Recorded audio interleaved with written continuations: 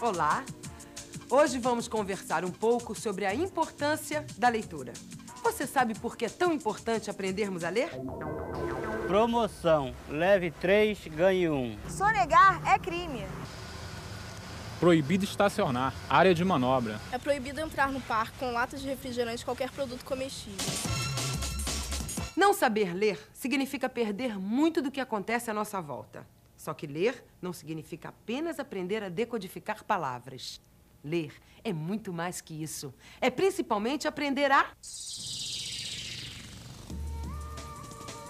compreender significados e decifrar mensagens. As palavras podem ter vários significados. Aprender a interpretá-los é o que realmente importa. Esta tarefa é a mais difícil e também a mais interessante. Só quando nós interpretamos, conhecemos realmente o significado. Caso contrário, vocês nem imaginam o que pode acontecer. Conta-se que há muito tempo atrás, na Grécia Antiga, o rei Creso foi ao oráculo de Delfos. O oráculo era uma divindade que os gregos consultavam para descobrir o futuro. Ele disse ao rei: "Se fores à guerra, destruirás um grande império." O rei Creso voltou para casa todo feliz e atacou o reino vizinho. Mas que vergonha! Foi terrivelmente vencido. O império destruído era o dele. Pobre rei. Nós também, se não aprendemos a decifrar corretamente as mensagens, podemos nos dar tão mal quanto ele. E é por isso que hoje nós vamos mergulhar nos significados das palavras e aprender a não deixar que elas nos confundam. Você sabia que uma mesma palavra pode ter vários significados totalmente diferentes? Sei. Tem a manga, que é a fruta, e a manga de camisa. Tem serra, que pode ser um instrumento que corta e também pode ser um acidente geográfico. Folha. Folha de papel e folha de árvore. Pena. Pena de galinha. Pena, sentimentos de tristeza e ainda pena, castigo. Quando uma mesma palavra remete a outros significados, dizemos que ocorre a polissemia. Temos que ficar atentos nestes casos, porque só o contexto da frase pode esclarecer o sentido. A linguagem poética explora os efeitos da polissemia nas palavras. Acompanhem o poema do Nadador, de Jorge de Lima. A água sobe, a água desce, a água é mansa, a água é doida, nada nadador. A água te lambe, a água te abraça, a água te leva, a água te mata, nada nadador, senão que restará de ti, nadador? Nada, nadador. Ah, este é mais um caso de polissemia. Alguém pode me explicar por quê? Nada nadador significa nadar. Nada nadador significa coisa nenhuma. Além disso, as palavras podem ser utilizadas no sentido literal e no sentido figurado. Quando são empregadas no sentido comum dos dicionários, temos a denotação. Quando são empregadas com sentido figurado, temos a conotação. É melhor exemplificar. Entrei por um cano, isto é, por uma palavra masculina que significa uma construção em forma de tubo, como esta. Xiii, quem entrou por um cano fui eu. Entrar por um cano. Para o menino, tem o sentido comum do dicionário. Ele usou a denotação. Para a menina, que não consegue resolver o problema de matemática, entrar por um cano apresenta um sentido figurado, mais expressivo. Significa se dar mal. Ela usou a conotação. A conotação está em toda parte. Estou por fora. Acho que me enrolei. Viajei na maionese. Se ligue. Ligue-se na conotação. Quando seu namorado disser que acabou de ver passar um avião, ele certamente não está falando deste avião. As propagandas usam e abusam da conotação para chamarem a atenção dos compradores. Vejam só a propaganda da loja de joias. No dia dos namorados, dê uma joia para a sua joia. Ai, que joia! O sentido denotativo da palavra joia é objeto feito de material precioso. O sentido figurado conotativo é pessoa muito valiosa, querida. Joia.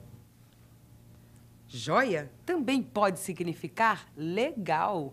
Os provérbios e expressões populares também fazem uso da conotação. Água mole, pedra dura, tanto bate até que fura. Mais vale um pássaro na mão do que dois voando. Em casa de ferreiro, espeto de pau. De noite, todos os gatos são pardos. Ei! Pode ir tirando o seu cavalinho da chuva. Cavalo? Eu não tenho cavalo. Além do mais, hoje não está chovendo. Estou empregando as palavras no sentido conotativo. Tirar o cavalo da chuva significa se mancar, se tocar, entendeu? Ou seja, esqueça, este bolo não é para o seu bico. Mas é para a minha boca. Este cara não entende a conotação. A conotação é muito empregada na linguagem poética. Afinal, os poetas traduzem a realidade de maneira figurada. Querem um exemplo? Observem como o poeta Caetano Veloso define a pessoa amada através da conotação. Você é meu caminho, meu vinho, meu vício desde o início. Estava você. Meu bálsamo benigno. Meu signo. Meu guru, meu porto seguro. Meu mar e minha mãe. Meu medo e meu champanhe. Visão do espaço sideral. Meu bem. Meu zen. Meu mal. Ai, que declaração de amor. Na canção Meu Bem, Meu Mal, as palavras foram usadas conotativamente. Ai, dizer que a pessoa amada é um vinho é o mesmo que dizer que ela é... gostosa, Doce. embriagante, Perfumada. As palavras podem ter seu sentido ampliado através da conotação. Nossa língua apresenta ainda alguns outros recursos que tiram das palavras e expressões o máximo de significado. Nossa língua nos oferece muitos recursos expressivos para enriquecer as palavras. Alguns deles, que empregamos bastante, são os recursos semânticos. Isto é, recursos que se relacionam ao significado das palavras. Minha avó tem cabelos de neve. Nossa, ela não fica com frio, não? Cabelos de neve são cabelos brancos. Nesta frase, foi usado um recurso expressivo chamado metáfora. A metáfora consiste numa comparação. Quer dizer, é como se fizéssemos uma comparação sem apresentarmos os elementos desta comparação. As árvores são os pulmões da cidade. Senti a seda do seu rosto em meus dedos. E eu, a lixa. Além da metáfora, outro recurso importante é a metonímia. Ela acontece quando empregamos uma palavra em lugar de outra, numa relação de proximidade ou posse. Gosto de ler Carlos Drummond de Andrade. Não é ler o homem. Ela quer dizer os livros de Carlos Drummond de Andrade. Comi 2 pratos no almoço. Significa comer não o prato, é claro, mas o que o prato contém. Outro recurso expressivo é ironia. Você sabe o que é ironia? Ironia? Não sei o que quer dizer, não. É dizer uma coisa querendo dizer outra. Já vi que continua no regime, mas você está tão magrinha e ele está tão irônico. Um outro recurso expressivo é a hipérbole. Ela acontece quando empregamos intencionalmente uma expressão exagerada. Já falei 1000 vezes. Quero ganhar rios de dinheiro. Estou há meses nessa fila. Você ficou horas no telefone? Horas? Que exagero! Exagero, sim.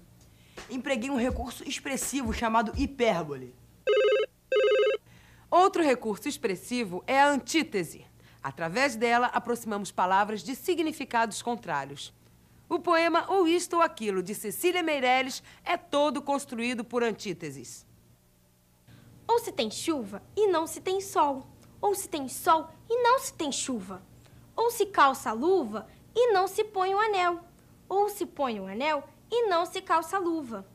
Quem sobe nos ares não fica no chão. Quem fica no chão não sobe nos ares. É uma grande pena que não se possa estar ao mesmo tempo nos dois lugares. Quando temos ideias contraditórias, fazemos um paradoxo. A definição de amor, num poema famoso de Luís de Camões, é toda formada por expressões paradoxais. Amor é fogo que arde sem se ver.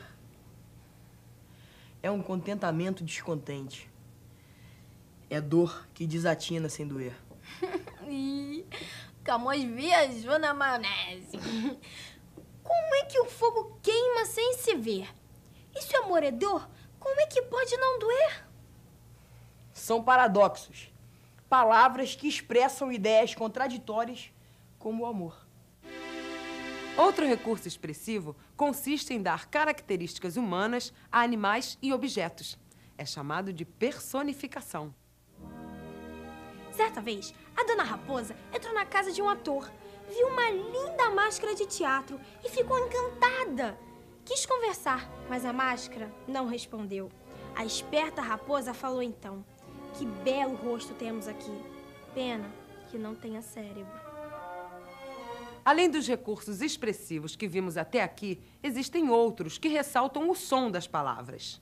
A linguagem poética emprega muito um tipo de recurso que serve para sugerir o som ou ruído de determinado animal ou objeto. É chamado de onomatopeia.